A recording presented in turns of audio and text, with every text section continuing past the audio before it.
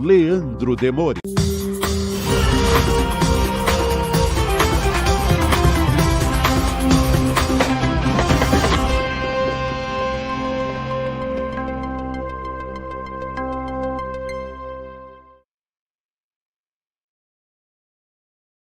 Muito bem, pessoal, bom dia, terça-feira, 7 de novembro, 7 horas da manhã em ponto. Estamos começando o Desperta ICL de hoje em todas as redes sociais, principalmente no YouTube, também na TVT, TV Quirimurê e Rádio Brasil Atual, TVT São Paulo e Grande São Paulo, TV Quirimurê em Salvador, na Bahia, né, e Grande Salvador, e Rádio Brasil Atual também em São Paulo e na Grande São Paulo. Então, se vocês quiserem, podem nos acompanhar em vários destes canais. Muito obrigado porque é para quem já está chegando por aí. Muito bom dia para o pessoal que já está mandando os seus recados no nosso chat. Vocês sabem que nós fazemos a transmissão simultânea deste programa e de todos os programas do ICL, claro, em várias redes sociais. Vocês podem nos acompanhar pelo Twitter, pela Twitch, pelo Facebook, pelo Instagram, etc, etc, etc. Mas, claro, nós estamos com a nossa maior audiência no YouTube. Aliás, este programa é o programa líder de audiência neste horário na internet brasileira. Não há ninguém fazendo o que a gente está fazendo aqui. Eu falei ontem, né? A gente está fazendo uma média aí de 14, 15 mil pessoas por dia no nosso programa ao vivo, né? Ou seja, 15 mil pessoas vendo o programa ao vivo só na internet. Eu não tô nem contando ainda, claro, a audiência da TVT, da TV Quirimurê e da Rádio Brasil Atual. Então, sem dúvida, é muito mais gente, cada vez mais as pessoas chegando e descobrindo o Desperta ICL. Bom dia, este é o Desperta ICL. Estamos ao vivo todos os dias às 7 horas da manhã, de segunda a sexta-feira, basicamente lendo as notícias que estão por aí na imprensa brasileira e também na imprensa mundial. Damos aqui, claro, sempre o texto e o contexto, porque se você quer alguém só para ler notícia para você, você compra uma Alexa, não é mesmo? Hoje eu estou em viagem, ainda não consigo falar com o Pedro Falcão, eu fico ansioso para querer falar com o Pedro Falcão. O Pedro Falcão, no final do programa, dá um oi para a galera. E o Pedro Falcão, faz tempo que as pessoas não ouvem sua voz, tá? Muito bem, muito obrigado, pessoal, que já está aí no nosso chat. Bom dia, Kátia Donato, lá do Rio de Janeiro, o pessoal que nos acompanha também em Maringá, São Gonçalo, Porto Alegre, Osasco, Porto Alegre de novo, Vitória, Espírito Santo, Braga, Portugal. Bom dia, pessoal de Marília. Bom dia, pessoal de Alvorada do Sul, Ipatinga, Minas Gerais. A Sabrina Menezes fala: bom dia, Desperters. Gostei. Desperters, muito bem. Bom dia, Desperters. Gostei dessa, viu? Galera nos acompanha também em Santo André, Capivari, Diadema, São José do Rio Preto, São Sebastião, São Paulo, Japaratuba, Sergipe. Opa, cidade que eu não conhecia o nome, né? Eu adoro que vocês coloquem nomes de cidades que a gente não conhece. Afinal, são 5.500 municípios, né? Bastante coisa, né, para conhecer. Pindamonhangaba, esse sim, claro, conhecemos, né? A Maria Centenário está dizendo: bom dia de Pindamonhangaba, onde existe um paraíso, Falésia Paraísa, onde a Vivian Mesquita veio escalar no final de semana. Vivian Mesquita, para quem não sabe, é escaladora, né? Se vocês nunca viram a nossa nobre apresentadora do ICL Notícias primeira edição nos finais de semana, no Instagram dela, deem uma olhada lá, né? Só tem maluco no ICL, vocês sabem disso, né? Eu sou paraquedista, o César Calejão é surfista, a Vivian é escaladora. Aliás, acho que a gente tem que fazer o ICL Esportes Radicais, né? Né? Podemos fazer o ICL, porque assim, o que tem de maluco no ICL, né? Eu não sei se nós três somos os únicos malucos, mas eu acho que tem mais maluco por aí, né? Muito bem, quem mais por aí? Caruaru, São Carlos, Despacho, Minas Gerais. Bom dia de Paris, o Leonardo Dias está nos acompanhando na Europa, muito bem. Caxambu, Minas Gerais, saudações de São Gabriel da Palha, Espírito Santo, Flores da Cunha, Rio Grande do Sul, São Vicente, Rio Grande do Sul, Saquarema, Mogi das Cruzes e o que mais? Mais duas. Rio Grande Serra, é isso? Rio Grande Serra? Ou será que é Rio Grande da Serra, hein, Lídia Ambrósio? Será?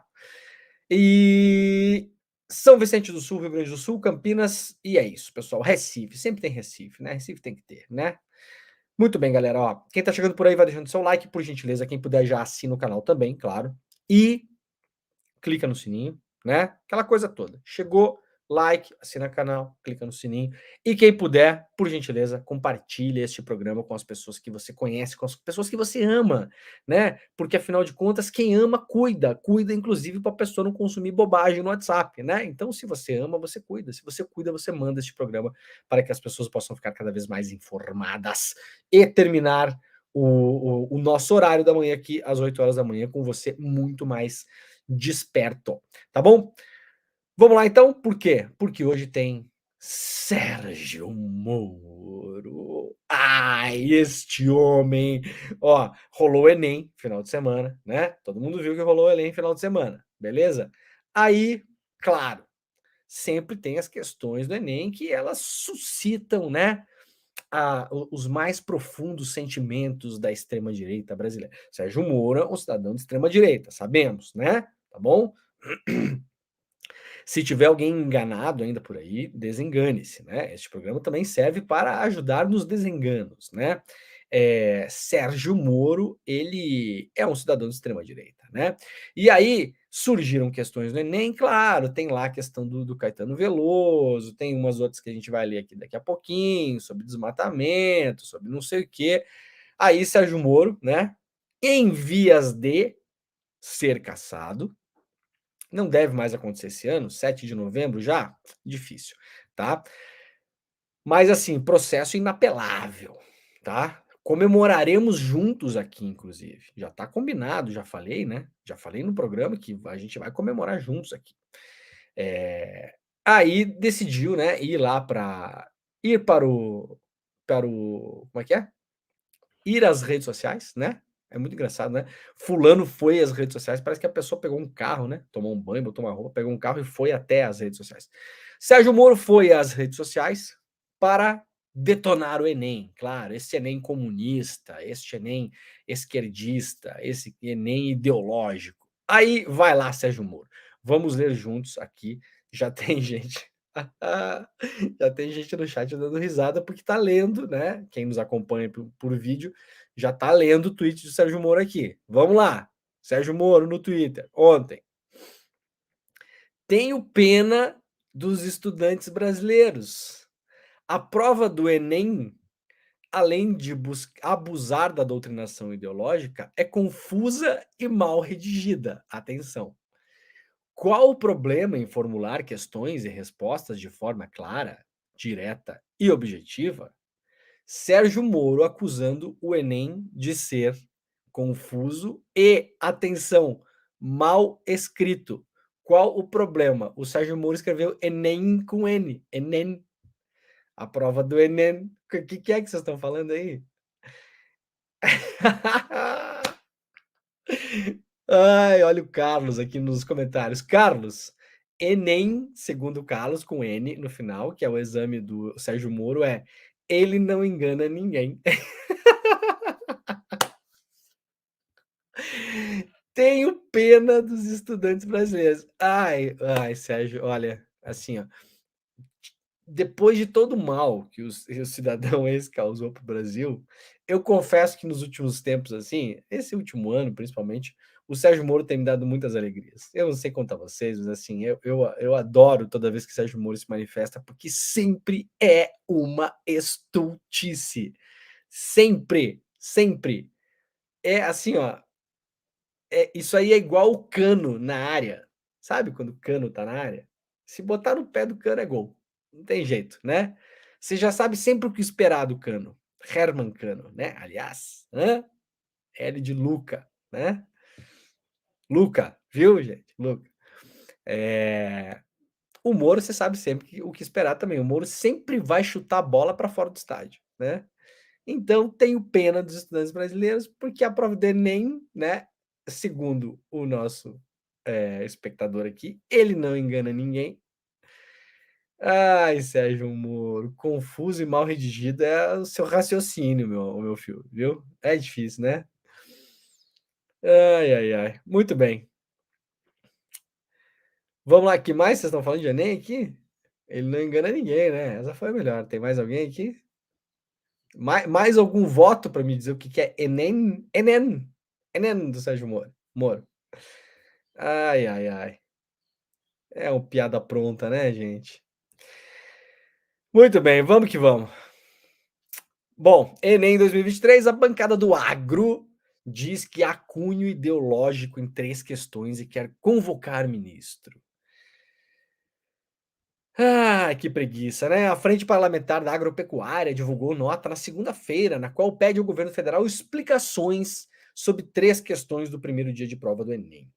No documento, os parlamentares pedem a anulação das questões 89, 70 e 71, pois na avaliação da entidade, né, bancada parlamentar frente parlamentar é entidade? Não, frente parlamentar não é entidade, é grupo, né? Na avaliação do grupo de parlamentares, as perguntas são mal formuladas, de comprovação unicamente ideológica, e permitem que o aluno marque qualquer resposta, dependendo do seu ponto de vista. A questão 89, por exemplo, abordou fatores negativos do agronegócio do Cerrado. Não, nossa, eu achei que eles estivessem preocupados com outras coisas. Não, claro que não. Mencionando, por exemplo, a superexploração dos trabalhadores e as chuvas de veneno. Né? Então a bancada do agro está preocupada porque no Enem citou-se, né, problemas no Cerrado causados por trabalho escravo e agrotóxico. É um grande problema, né? Já a questão 71 da nova corrida espacial financiada por bilionários discutia outras perspectivas, né? Perspectivas em relação à nova corrida espacial financiada pelos bilionários. A questão 70 tem como o mote o avanço da cultura de soja e desmatamento na Amazônia. Então, vamos lá. Pena que eu não estou no estúdio, que senão agora seria o momento que eu ia levantar e ia rabiscar a nossa tela, né? Daqui a pouquinho eu tô voltando para casa, tá, gente? Ó, primeiro, qual a grande preocupação da bancada do agro, hein? No Enem, no Ele Não Engana Ninguém, esses aqui também é a prova do Eles Não Enganam Ninguém, né? A bancada do a frente parlamentar da agropecuária, né? Também é a bancada do Enem, né? Eles não enganam ninguém. Estão preocupados em falar mal de bilionário, não pode falar mal de bilionário, não pode dizer que no Cerrado tem trabalho escravo, não pode dizer que no Cerrado tem problema de agrotóxico, né? E não pode problematizar a grande questão do desmatamento na Amazônia por conta do avanço da cultura da soja. Não pode, tá bom, gente? Isso é questão puramente ideológica, né? Na cabecinha dos eles não enganam ninguém, né? Então, obviamente, ninguém vai anular absolutamente questão nenhuma e essa gente está só fazendo barulho. Vamos lá para o site do ICL Notícias, iclnoticias.com.br. Para quem não sabe, ICL Notícias, o ICL está com um site agora, né? Não é apenas aqui o nosso canal, as nossas transmissões, né? Os nossos programas. Agora temos um site, iclnoticias.com.br. Se você ainda não colocou nos seus favoritos, por gentileza, faça isso agora. Enquanto você não fizer, eu vou continuar o programa, tá bom? Então, eu vou esperar. Fizeram? Pronto? Colocaram nos favoritos? Tá bom, agora a gente pode continuar. Muito bem. Federação das Favelas do Rio busca reparação inédita por perseguição na ditadura. Como presidente da Federação da Associação das Favelas do Estado da Guanabara, sempre pugnou por medidas de ativismo subversivo entre os favelados. Foi assim que o Departamento de Ordem Política e Social da Guanabara, o DOPS, né, descreveu a atuação de Etevaldo Justino em seu prontuário. Liderança da favela do Esqueleto, na zona norte do Rio de Janeiro, Etevaldo presidia a FAFEG, quando, em dezembro de 64, tentou organizar um plebiscito para demonstrar que os moradores não queriam sair do local. Etevaldo foi preso, o plebiscito não ocorreu, os moradores foram removidos à força e a favela deu lugar à Universidade Estadual do Rio de Janeiro, a UERJ, lá no Maracanã. Com base nesse e em diversos outros documentos produzidos pelas forças repressivas da ditadura militar, para quem é muito jovenzinho não sabe, o DOPS era a polícia política, né, da ditadura militar, civil-militar, a partir de 64, né? Já é herdeiro de outras polícias políticas que aconteciam muito antes no Brasil, principalmente na era Vargas, onde teve uma perseguição política ferrenha também. A entidade, então, tem uma demanda de que o Estado brasileiro reconheça e repare a perseguição sofrida pela entidade naquele período. Nessa segunda-feira, portanto, ontem, 6 de novembro, no marco das atividades nacionais do Dia Nacional da Favela, que é comemorado no dia 4, né, no domingo, a entidade e a Defensoria Pública da União ingressaram com um pedido na Comissão de Anistia do Ministério dos Direitos Humanos e da Cidadania. Portanto, a entidade vai pedir, né, na comissão, reparação, aqui estão os documentos, né, reparação histórica e, por que não, material, né, aqui os documentos do DOPS, isso aqui é um documento clássico do DOPS, né, esses documentos redigidos à máquina, né, tem os cabeçalhos, tem carimbos, assinaturas, né, as delegacias para as quais a documentação foi transmitida e tal, eu já lidei muito com esses documentos aqui por conta do meu livro, né, então tá aqui, ó, as provas, né, da perseguição, da prisão e da supressão de direitos. E aí agora a federação vai entrar com uma ação contra o Estado para pedir reparação. Muito bem e muito bem que faz, inclusive, né?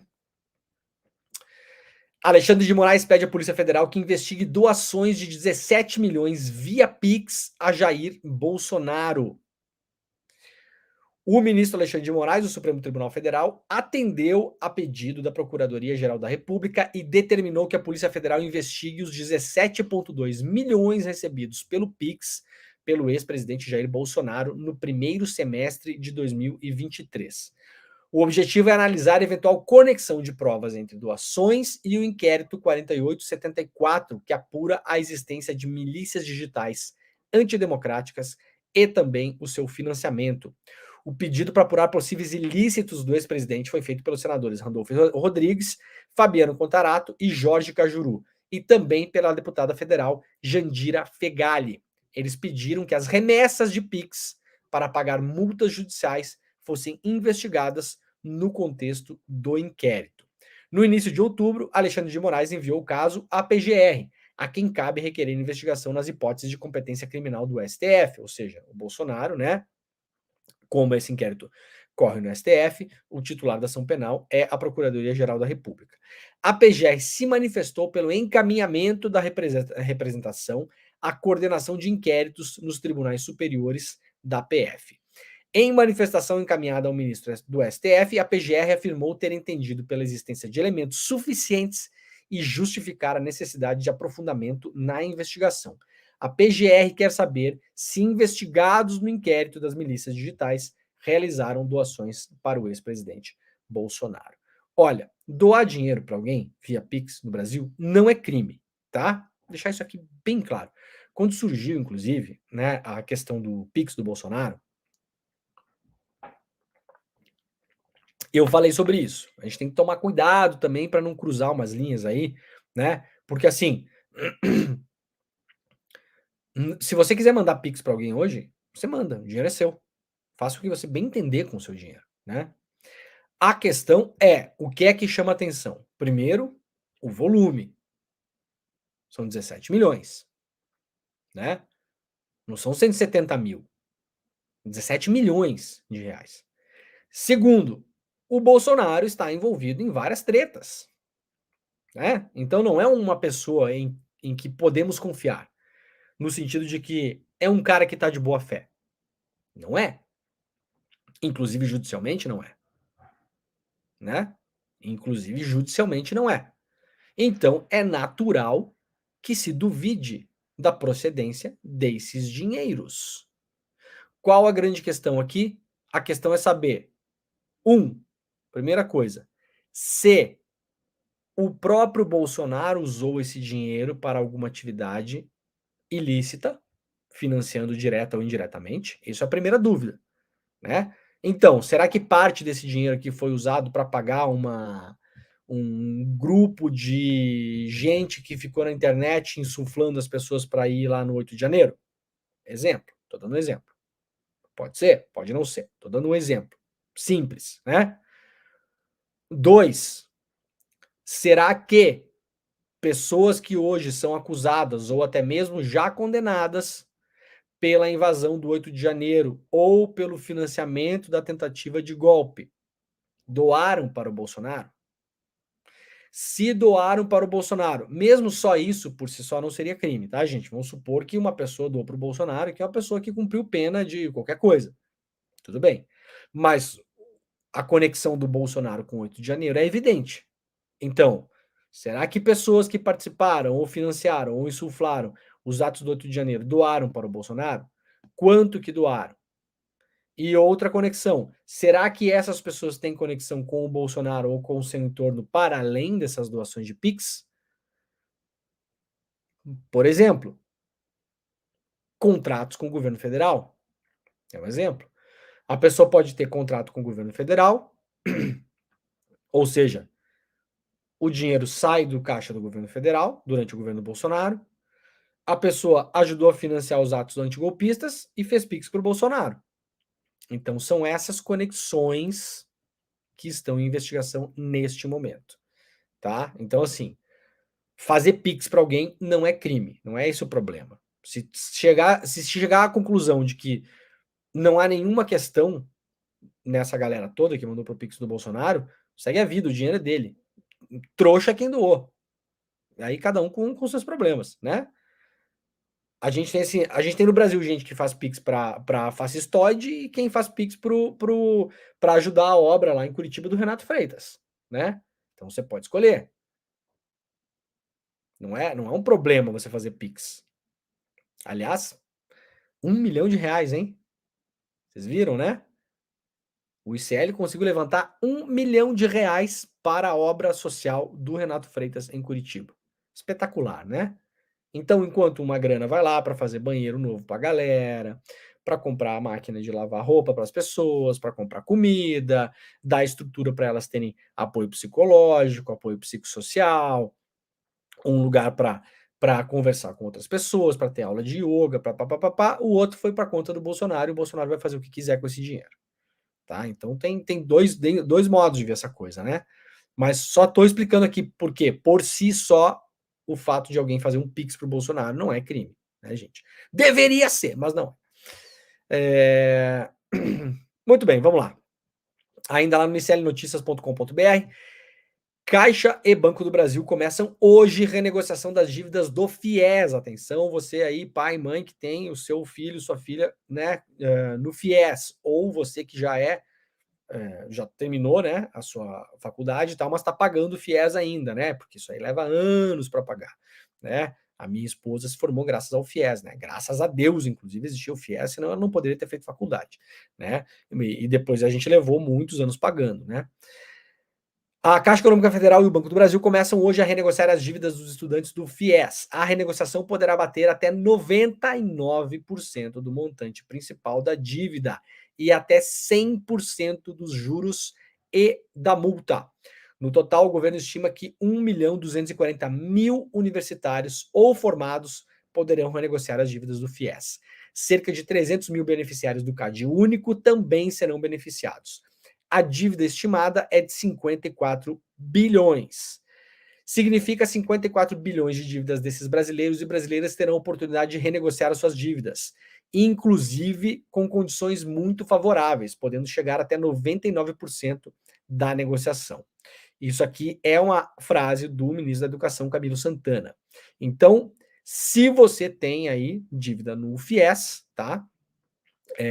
Corra para a renegociação, tá? Deixa eu ver se tem aqui no serviço da matéria, onde pode fazer a renegociação, mas acho que é direto na Caixa no Banco do Brasil. Isso. Então, atenção, se você tem dívida no FIES, ou seu filho, sua filha, tal, né? Ou alguém que você ajuda, né? Um sobrinho, tal, não sei o que você paga o FIES para a pessoa poder estudar. Corra para o Banco do Brasil, para a Caixa Econômica Federal, para ver a possibilidade de renegociação da sua dívida. Beleza? Mais uma, né? O governo tá mandando muito bem nessas coisas, hein, gente? Desenrola, perdão de dívida imobiliária de Minha Casa Minha Vida para as pessoas que estão no Cade Único, renegociação de dívida do FIES. Tá mandando bem essas coisas, a gente não vê muito, mas elas fazem uma diferença enorme na sociedade, né? Muito bem, fronteira em Gaza é reaberta a estrangeiros e feridos são levados a acesso. A passagem de Rafah na fronteira da faixa de Gaza com o Egito foi reaberta na tarde de hoje, portanto, ontem, hora de Gaza, segunda-feira, né? Havia 3 dias que o acesso estava fechado, inclusive nesta manhã, na manhã de ontem, e nenhuma lista de estrangeiros autorizados a deixar o território. De acordo com o embaixador Alessandro Candeias, representante brasileiro na Palestina, o primeiro movimento em Gaza após a reabertura da passagem foi levar pessoas feridas no conflito entre Israel e o Hamas para a fronteira pela Cruz Vermelha e também pela Organização Crescente Vermelho. A Organização das Nações Unidas, a ONU, divulgou também que cerca de 23 mil feridos por bombardeios e conflitos armados em Gaza. Isso foi a divulgação ontem, né? Dos conflitos, dos feridos totais, não apenas os que estão ali na fronteira. A partir da reabertura da fronteira, a expectativa da diplomacia brasileira é que o grupo de 34 brasileiros trancados em Gaza seja incluído em novas listas e nos próximos dias possivelmente possam cruzar a fronteira e entrar definitivamente no Egito. Lembrando que a decisão de abrir a fronteira de Gaza com o Egito é uma decisão militar que cabe ao Estado de Israel. Eu vou repetir todos os dias isso aqui, porque as pessoas seguem fazendo confusão, tá? Gente, o Egito não domina aquela fronteira ali. Por que que não domina? Porque tem uma superpotência bélica bombardeando a faixa de Gaza. Se essa superpotência bélica não tomar uma decisão militar e falar tudo bem, pode abrir, porque se não abrir o quê? Ah, se não abrir o quê? Ah, o Egito não pode abrir a fronteira, afinal de contas não é a fronteira do Egito? Pode, claro, pode. Claro que pode. O Egito pode fazer o que quiser, inclusive. A questão é, se abrir sem autorização de Israel, o que é que Israel faz? Esse é o ponto. Ah, mas a fronteira não é do Egito? Claro que é a fronteira do Egito. A fronteira do Egito e de Gaza. Gaza já não tem mais o controle do seu próprio território. Gaza está invadida por um país estrangeiro. Está acontecendo uma invasão neste exato momento lá, você sabe, né? Um país estrangeiro invadiu Gaza. Quem controla Gaza hoje é Israel. E nos pontos onde não há infantaria em solo, controla através da sua força aérea. Então, se Israel não falar pode abrir e Egito abrir, Israel pode simplesmente bombardear os comboios que estão tentando deixar Gaza, né? E para quem está em Marte, que ainda não entendeu o que está acontecendo lá, e pode dizer o seguinte: ah, não, mas imagina, Israel não vai bombardear um comboio de pessoas que estão simplesmente tentando deixar Gaza. Meus amigos e minhas amigas, Israel está bombardeando ambulância. Ah, porque tinha um terrorista lá dentro. Bomba. Entre mortos e feridos, talvez a gente vai matar algum terrorista. Israel está bombardeando comboios de ambulâncias. Então, Israel, se não disser que sim, pode abrir, Israel sim bombardeará as pessoas saindo de Gaza para entrar no Egito. E veremos as notícias e, eventualmente, o Jorge Pontual, lá na Globo News, achando que está tudo bem. Né? Porque quando Israel bombardeou as ambulâncias, o Pontual achou que estava tudo bem. Afinal de contas, tinha terroristas escondidos nas ambulâncias. Então, assim, no seu bairro aí, viu, Pontual? No seu bairro onde você mora aí, se tiver aí no seu prédio, né? No seu prédio, tá? No seu prédio onde o senhor mora. Se tiver criminoso escondido no seu prédio, a gente vai autorizar também a Força Aérea dos Estados Unidos a bombardear o seu prédio. Pronto, é assim, essa é a lógica, né?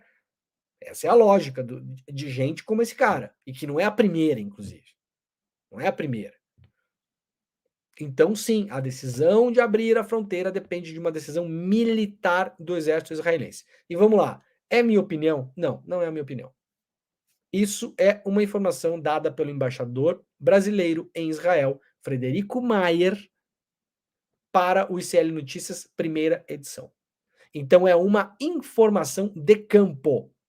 Não importa o que você acha aí no Twitter. A sua opinião é irrelevante. Tá? Muito bem? Entendido? Muito bem, então. Bom, hoje pela manhã, uma nova notícia publicada lá pela Folha de São Paulo: Egito retoma listas de estrangeiros para sair de Gaza, Brasil segue fora da lista. Eu já falei ontem sobre matéria da Folha de São Paulo também, cuja manchete estava errada, né? e segue num tom que não explica bem o que está acontecendo. Estava errado por quê? Dizia que o Egito estava, a fronteira estava fechada por causa do Egito. O Egito vai retomar a abertura. Egito não autoriza. Quem autoriza ou não autoriza é Israel. Eu sei que as pessoas trabalham na grande imprensa, muitas vezes, tem muita gente legal, tem muita gente bacana, não é todo mundo. Mas muitas vezes as pessoas se acham acima do bem e do mal, superiores a todo mundo, não consomem absolutamente nada que não seja ali do seu cercadinho, não se comprometem com absolutamente nada. Se, eventualmente, né, tiverem assim o ímpeto de consumir informação em outros lugares que não seja na mesa do seu colega, do lado do seu trabalho, né, o embaixador brasileiro em Israel, Frederico Meyer, deu uma entrevista para o ICL Notícias, primeira edição, afirmando categoricamente que a decisão de abrir a fronteira é uma decisão militar que cabe a Israel, tá bom? Quem está informando de modo que seja diferente desse está mal informando as pessoas, tá? Mas a notícia, claro, na manhã dessa terça-feira é que a lista não tem nomes de brasileiros. A nova leva de autorização incluiu cidadãos da Alemanha, Romênia, Ucrânia, Canadá, França, Moldávia, Filipinas, Reino Unido. Ponto. Brasil, por enquanto, nada, né? Os brasileiros seguem lá esperando para ver se alguma coisa vai acontecer. Milhares de israelenses protestam contra Netanyahu, que vê sua popularidade despencar em meio ao conflito em Gaza. Nos 9 meses que precederam a guerra entre Israel e Hamas, o primeiro-ministro Benjamin Netanyahu se viu diante de uma onda de protestos maciços contra seu controverso projeto de reforma do judiciário, despertando uma inquietação popular jamais vista. Então veio o ataque, né, do grupo terrorista ao território israelense em 7 de outubro, tá? Isso aqui eu tô lendo o que o Globo está escrevendo, tá, gente? Essa frase aqui não seria escrita por mim. Dando início ao conflito que já deixou mais de 10 mil mortos no total, sendo 1,4 mil em Israel, apenas, né? Na contagem, né? Se você for contar, são 10 mil, na verdade. Não, tá certa a conta. São 10 mil em Gaza e 1,4 em Israel. E o apoio a Netanyahu, quando eu falo apenas, claro que eu não estou dizendo que, né, toda a vida humana é lamentável, de todo modo, né? Óbvio. Tem que explicar, porque hoje em dia, daqui a pouco aparece algum maluco falar alguma coisa aí, né? Mas eu tô falando, na contagem dos corpos, né? A proporção é absurda. É 1 para 10. 1 para 10. 1 para 10. Sendo que os mortos em Gaza só aumentam e em Israel já não há mais, felizmente já não há mais, gente morta porque o Hamas não está mais atacando Israel de modo letal. Após exatamente um mês da invasão, os 240 reféns sequestrados pelo Hamas continuam desaparecidos e isso, claro, está pressionando o Netanyahu, né? E aí a matéria aqui, publicada pelo jornal o Globo, mostra que no sábado e no domingo, milhares de famílias e amigos dos raptados pelo Hamas tomaram as ruas de Tel Aviv para protestar contra ações do governo e os seus esforços insuficientes para garantir que seus entes queridos sejam libertados. Protestos se espalham por Israel em cidades como Haifa, Beersheba e Eilat. Chegaram também a Jerusalém, onde centenas de manifestantes em frente à residência do próprio Netanyahu, né, pediram a sua renúncia e o culparam pelo fracasso da segurança em Israel. Olha, tem de tudo nesses protestos, né? E a popularidade do Netanyahu tá em queda, né? Uma última pesquisa divulgada pelo canal 13 em Israel no sábado mostrou que 76% dos entrevistados acreditam que o Netanyahu deveria renunciar, né? E 64% apoiam a realização de eleições imediatas após a guerra. Então, assim, vamos lá. Tem muita coisa nesses protestos. Tem muitas gentes diferentes nesses protestos, tá? Quase 80% das pessoas em Israel querem a renúncia do Netanyahu. Isso é um negócio absolutamente, né, na política é fatal, fatal. Se fossem outras condições, o Netanyahu já tinha caído. Agora, há de se ter também uma distinção importante. Tem gente protestando porque acha que o Netanyahu é parte desse grande problema da ocupação de territórios, do apartheid em Gaza, disso tudo.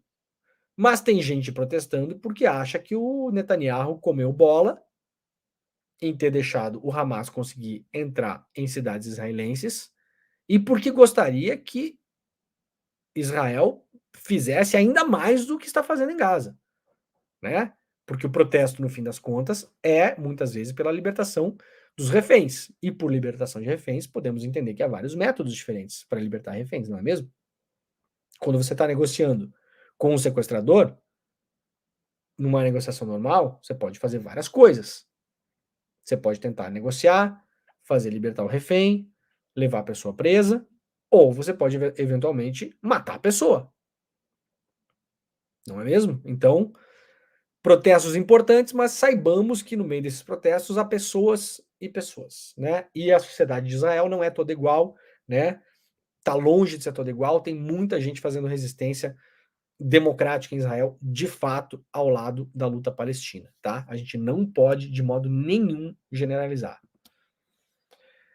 Estados Unidos temem que fuzis encomendados por Israel caiam nas mãos de colonos judeus extremistas na Cisjordânia. Reportagem publicada pelo New York Times e republicada por vários jornais brasileiros no dia de hoje.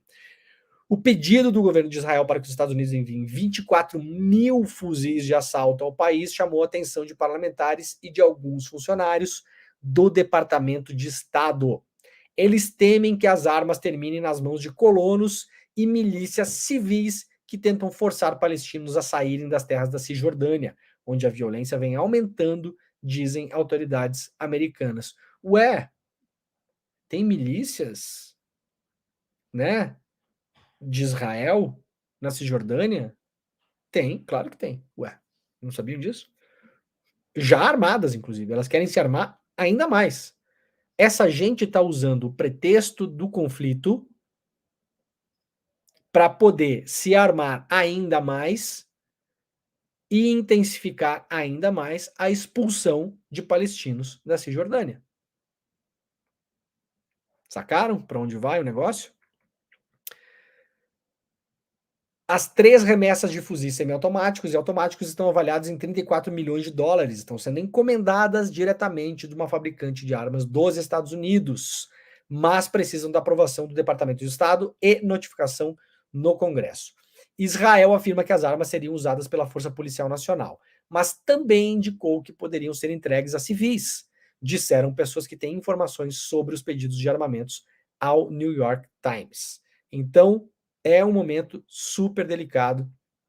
O temor é que justamente o conflito sirva de pretexto para armar ainda mais milícias de colonos extremistas na Cisjordânia, que no fim das contas usarão o seu poder bélico para expulsar ainda mais palestinos de suas terras.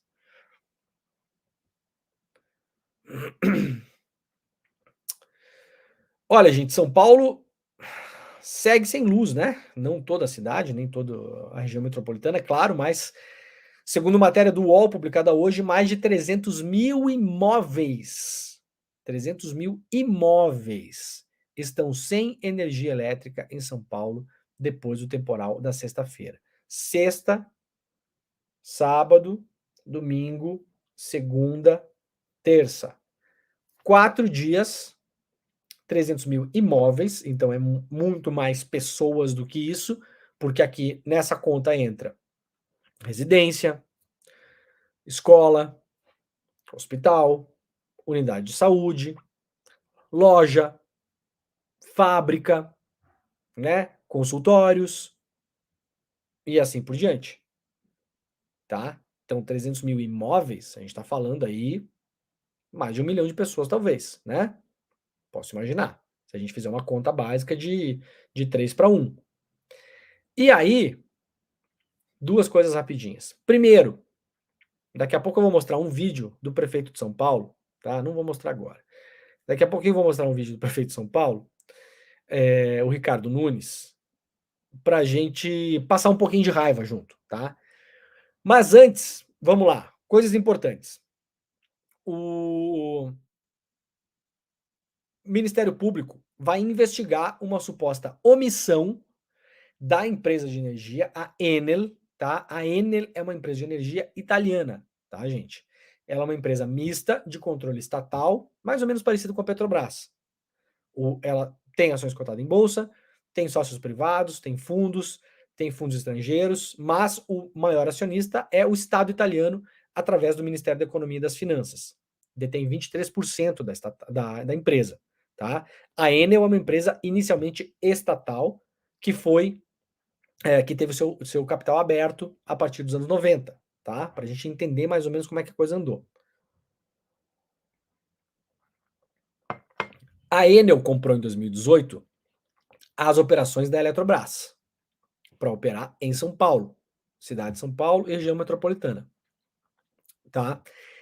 A Enel é uma empresa gigantesca. Segundo a lista da Forbes, ela está na posição 59 entre os maiores faturamentos do mundo. Do mundo. Então, assim, tem 300 mil imóveis em São Paulo hoje na mão, sem energia elétrica. E eu sei que muita gente não conhece a Enel, nunca ouviu falar, não sabe o que que é, né? Então eu vou explicar aqui para vocês o que que é. E eu vou explicar para vocês qual é a treta que tá rolando na Itália. Atenção no que eu vou falar aqui, ó. Eu vou dar uma explicação sobre o apagão que vocês não vão ler em lugar nenhum do mundo. Tô falando sério mesmo, tá? Sério mesmo. Eu tirei um tempo ontem para escrever um texto. O texto, aliás, está publicado lá no site do iclnoticias.com.br, está na capa do ICL Notícias, tá? Então eu vou explicar para vocês qual que é a grande treta que está rolando e por que é que as pessoas estão sem luz em São Paulo. Tem uma explicação simples. Ela é complexa, mas ela é simples, tá? Então a Enel comprou a operação da Eletropaulo, absolutamente incapaz de resolver os problemas da cidade de São Paulo. Isso já está bastante claro. A Enel já tinha operado em Goiás também e tinha dado vários problemas em Goiás, tantos problemas que depois ela vendeu a operação dela para uma outra empresa, a tal de Equatorial Energia, que é uma empresa privada que opera no Rio Grande do Sul também e é outra empresa péssima. Péssima. Perguntem para as pessoas que moram no Rio Grande do Sul o que elas estão achando da Equatorial Energia, pra vocês terem uma ideia, tá? Essas privatizações foram todas, até agora, dá para ver claramente, um desastre. Qual é a grande questão em São Paulo? Por que que São Paulo está 4 dias sem luz? Uma parte da cidade de São Paulo está 4 dias sem luz. Por quê? Gente, tem uma guerra interna acontecendo na Enel, na Itália, que é basicamente o seguinte, a gente publicou isso aqui, ó, lá no iclnoticias.com.br. Quem quiser ler e depois espalhar o link, espalhe para as pessoas entenderem também. Porque isso aqui expõe de maneira bem clara qual o real problema de você privatizar serviços essenciais. Tá bom? Eu não sou contra empresas privadas. Agora, eu sou contra, eu particularmente, né? Eu tenho gostado muito mais de dar explicação do que ficar dando opinião no programa aqui, vocês sabem, tá? Mas agora, parênteses, minha opinião. Eu sou contra privatizar serviços essenciais. Por quê? E agora acabou minha opinião. Agora uma explicação, porque não é a minha opinião, é um fato. Se você tem serviços essenciais operados pelo poder público, o poder público pode abrir margem, abrir mão de margens de lucro em benefício da população. Porque, afinal de contas, a principal função de uma empresa pública é servir o público, a população. Correto? Quando é uma empresa privada operando, o principal objetivo da empresa privada é auferir lucros. Então, sempre, entre a população e os lucros, a empresa privada vai optar pelos lucros. Sempre. E eu vou provar isso para vocês agora. Eu vou provar para vocês. Essa matéria é publicada hoje. Aliás, a matéria, o Chico Alves, que é o editor-chefe do site, acabou de me informar que é a matéria mais lida no site do ICL Notícias nessa manhã, então corram lá para ler. A questão é o seguinte: a partir do momento em que essa operação de energia em São Paulo deixou de estar na mão da Eletropaulo, pública, e passou para as mãos de uma empresa privada, ela é uma empresa privada controlada pelo Estado italiano, então tem aquela coisa também, né? A gente está privatizando os nossos serviços para estatais de outros países. Então, já falei ontem, né? Ou nós somos um bando de otário, ou eles. Vocês escolhem, né? Então, a Enel, quando ela começa a operar no Brasil, em 2019, ela imediatamente começa a enxugar a estrutura. Ela deixa de fazer várias manutenções, como tinha acontecido em Goiás também, deixa de fazer investimentos que seriam investimentos importantes. A Enel diz que fez não sei quantos bilhões de investimentos e tal, mas os investimentos realmente importantes para evitar esse tipo de coisa, por exemplo, enterrar os fios em São Paulo, não foi feito. E por que não é feito? Porque a Enel, em São Paulo, consegue alugar para companhias telefônicas, por exemplo, os postes. Então não é interessante acabar com os postes. Lucro, de novo, lucro, lucro. É um negócio. Dane-se a população da cidade. É um negócio. Qual é o melhor negócio? É ter que gastar um monte de dinheiro para enterrar fio ou deixar do jeito que tá? Deixa do jeito que tá. Qual o melhor negócio? Manter o número de funcionários ou demitir funcionários? Demitir funcionários, então demite funcionários. 36% de demissões em 4 anos. 36% de demissões em 4 anos. E a empresa tem a cara de pau de dizer que isso não interfere na operação. Estamos vendo como não interfere na operação. Muito bem, o que é que está acontecendo na Itália nesse momento? Há uma briga entre um fundo de investidores, e o governo italiano. Qual a grande briga?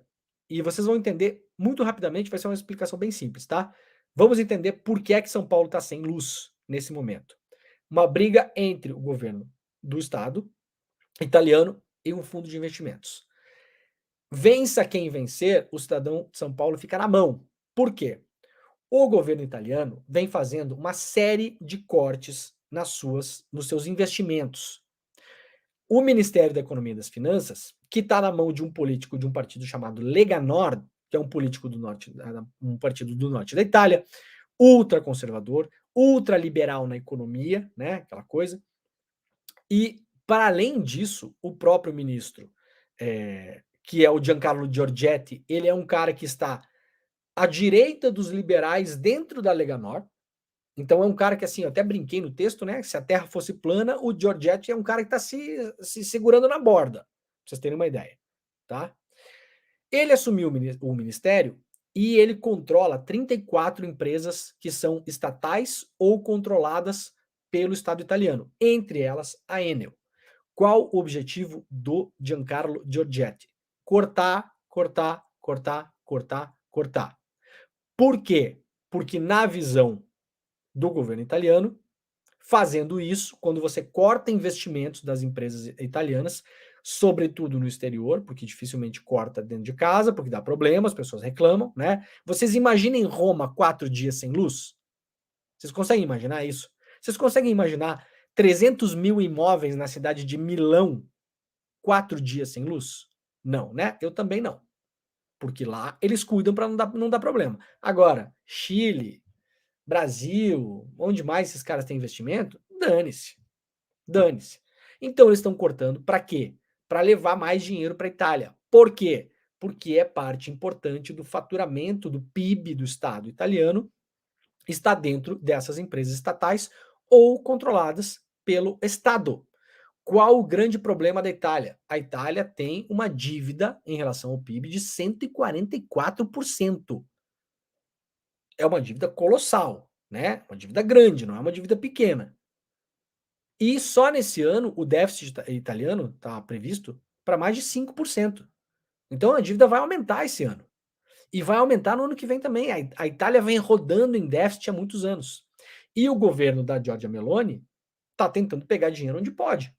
Então, para a Enel, é o seguinte: demite trabalhador no Brasil. Corta investimento no Brasil. Por quê? Porque tudo que sobrar vai ajudar a deixar o nosso balanço mais verde aqui na Itália. E quando nós fizermos a distribuição de lucros e dividendos, 23% desses lucros e dividendos são do governo italiano, que é o maior sócio da Enel. Então não há interesse da Enel em investir em países como o Brasil, muito pelo contrário. O interesse é comprar operações e enxugá-las, fazer com que elas se tornem super lucrativas, mesmo que o serviço seja um lixo.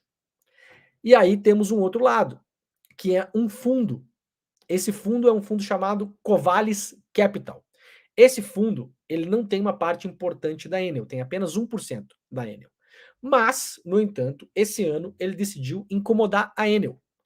Ele começou, o diretor desse fundo, um cara chamado Zach, se eu não me engano, eu até coloquei o nome dele na matéria aqui.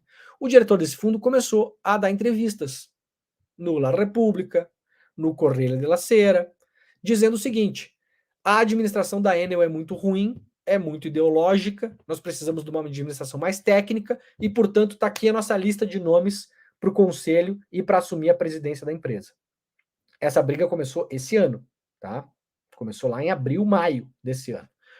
O fundo Covalis diz representar vários outros fundos. Então, o disfarce é o seguinte: não, nós somos sócios aqui da Enel, nós nos preocupamos com a empresa, mas o conselho e a presidência são muito politizados, não tem um plano claro de investimentos, não tem uma direção clara, então nós temos uma lista aqui de nomes para vocês, tá? E essa briga está rolando até agora. O conselho foi reformulado em maio, né?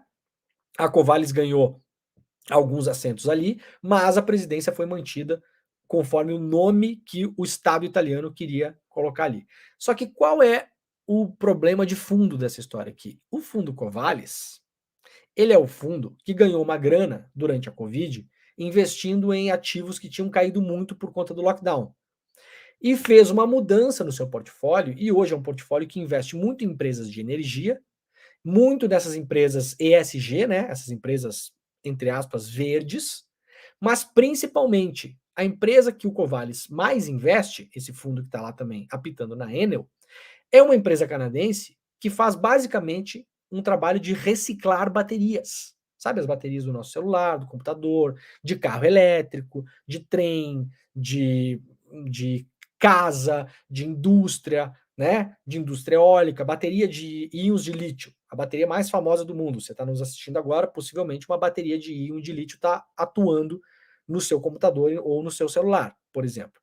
Então, o Covalis tem interesse que a Enel enxugue investimentos fora da Itália que não sejam investimentos que sejam direcionados para tal da energia verde. Então, de novo, no Brasil, investimento para manutenção de rede elétrica, de fio pendurado em poste, dane-se, diz a Covalis. Funcionários da Enel no Brasil, dane-se, manda embora. Eu quero que vocês enxuguem o máximo, porque para eles é interessante que a Enel ajude a fomentar essas energias ditas renováveis. Por quê? Porque esse fundo tem interesse nessa indústria, que é uma grande indústria recicladora de baterias, que é um negócio bilionário, claro. A gente está arrumando para um mundo que a gente vai ter cada vez mais baterias em tudo que é lugar. Nas nossas casas, na rua, no posto de gasolina, que não vai mais ser de gasolina no futuro, no trem, já temos hoje nos celulares, nos computadores, em tudo que vocês possam imaginar, na indústria, né, em consultórios, em estúdios, em tudo que é lugar. Então, gente, entre o governo italiano, resumindo aqui para nós, governo italiano, qual o interesse? Cortar o máximo de custos possível em todos os países periféricos em que a Enel tem investimentos. Por quê? Porque precisa levar esse dinheiro para a Itália, fazer com que isso vire, primeiro, balança comercial positiva, segundo, lucros e dividendos que serão distribuídos para os acionistas da Enel, entre eles o maior, o Estado italiano, que tem um problema grande de déficit fiscal esse ano.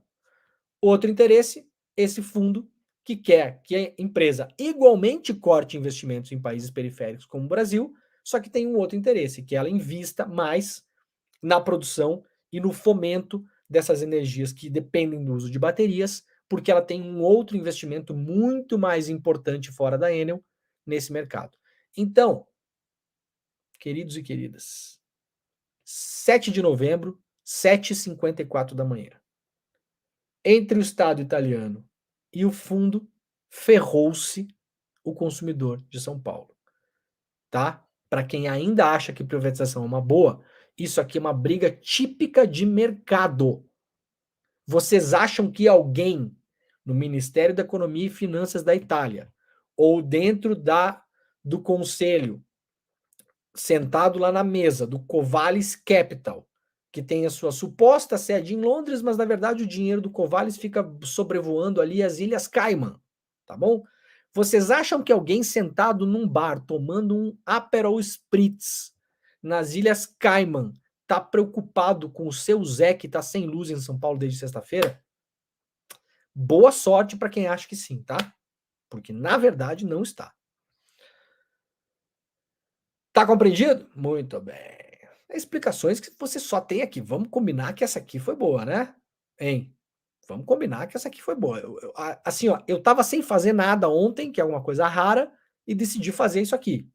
Tá? Então vocês, por favor, prestigiem, vão lá no site clnoticias.com.br, tá na capa do site, espalhem essa informação para as pessoas entenderem como funciona a economia puramente focada na obtenção de lucros. Aqui nós temos uma briga entre dois sócios da mesma empresa, cada um querendo puxar a empresa para o seu lado, mas os dois com o mesmo interesse. Corta, corta, corta, corta. E dane-se se você vai ficar sem luz em São Paulo. Beleza? Então tá. Ó, vamos fazer aqui o seguinte. Eu vou dar tchau pro pessoal da TVT, pro pessoal da TV Quirimurê e também pro pessoal da Rádio Brasil Atual. Nós estamos agora dissolvendo a nossa rede e voltamos amanhã com ela. Então, muito obrigado a quem nos acompanhou nesses 3 canais. O Desperta SL estará de volta amanhã às 7 horas da manhã, ao vivo, horário de Brasília, tá bom? Um beijo para todo mundo e tchau, tchau. Muito bem, galera. É isso, né? Deixa eu ver o que vocês estão falando nos comentários aí. O Pedro Falcão, gostou da explicação aí, Pedro Falcão? Deu para compreender ou não deu para compreender? Deu? Eu adorei, Leandro. Gostou? Mas seria muito melhor, né, se você estivesse por aqui. Tá lá o nosso estúdio, ó, para quem não... Olha lá, ó. Mostra o estúdio aí, Pedro Falcão. Dá para virar um pouquinho essa câmera ou não dá? Olha lá o estúdio. Consigo aqui. Que beleza. Pronto. Olha lá. Pronto. Essa semana eu tô voltando para aí, Pedro Falcão. Eu sei que você tá ficando se sentindo sozinho, solitário, mas vai dar tudo certo, tá bom? Daqui uns dias eu tô aí de volta. Eu só queria avisar o pessoal que não é um ataque hacker, não. Não é um ataque hacker. Eu sou o Pedro Falcão, trabalho aqui com o Leandro, porque fazia tanto tempo que eu não via, né? E veio muita gente nova, porque muita gente nova vem todos os dias aqui pro Desperta, pro ICL, né? Que tá ficando grandão. Conseguimos arrecadar 1 milhão. 1 milhão projetos pretos, hein? O nosso público é engajado, não só nesse projeto, como aqueles outros lá, que o Arthur Lira tentou derrubar o ICL. Lembro disso aí, tá? Isso aí. Então, muito bem. Isso aí, pessoal. Valeu, tamo junto. Até a próxima. Falou, Pedrinho. Então tá, gente. Ó, o programa tá acabando. Vamos agora direto para o ICL Notícias primeira edição. Vocês fiquem por aqui porque rola tudo no mesmo link. A nossa programação vai ao vivo até às 11h30 da manhã, tá bom? Muito obrigado a todo mundo. Nós estaremos de volta amanhã às 7 horas em ponto, horário de Brasília. Um beijo e tchau. É grande o esforço da direita e da extrema-direita para criminalizar o MST? Você já parou para pensar por que eles querem tanto atingir esse movimento, atacar esse movimento? Pois é, contra tudo e todos do grande capital, a gente resolveu revelar a verdade sobre o MST. Você tem interesse em conhecer essa verdade? No dia 12 de novembro, um domingo, às 8 horas da noite, no horário de Brasília, a gente vai apresentar para vocês trechos do documentário De Quanta Terra Precisa o Homem e também fazer um debate incrível sobre essa, que é uma das questões mais importantes para o Brasil, a questão da terra. Junto conosco vai estar ninguém mais, ninguém menos do que João Pedro Stedley, um dos principais líderes do movimento dos trabalhadores sem terra. Estarão conosco também várias outras pessoas que têm na sua vida a luta da terra como um dos principais motores. Para você não perder esse encontro histórico e assistir trechos inéditos do filme De Quanta Terra Precisa o Homem, é só você se inscrever gratuitamente no link aqui em cima ou aqui embaixo. Não perde essa chance. Todo mundo vai celebrar a estreia do ICL no mundo dos documentários e filmes e, mais uma vez, aprender muito com a nossa plataforma.